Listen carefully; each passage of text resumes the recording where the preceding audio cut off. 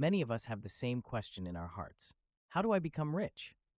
This desire is as old as time itself, yet the answer seems to elude so many.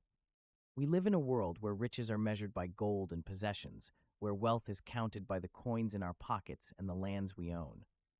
But let me ask you this.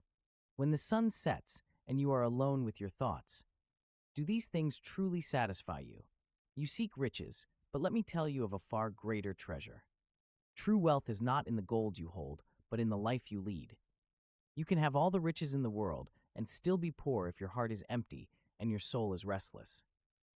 A rich man is not the one with the largest house or the most land. No, the richest among us is the one who has contentment in his heart, peace in his mind, and love in his home.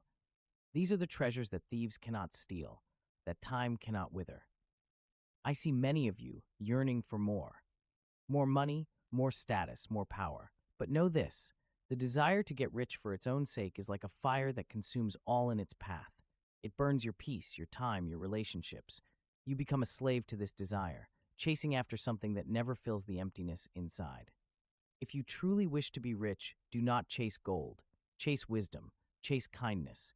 Chase the wealth of a life lived with purpose. Build relationships. Learn every day. Share with those less fortunate, for a generous heart is richer than the deepest mine. When you shift your desire from getting rich to becoming a better person, wealth will follow in ways you never imagined. You will find joy in simple things, peace in the quiet moments, and fulfillment in helping others. And that, my friends, is real wealth. So go forth, not with the desire to be rich, but with the desire to live well. For those who live well are the richest of all.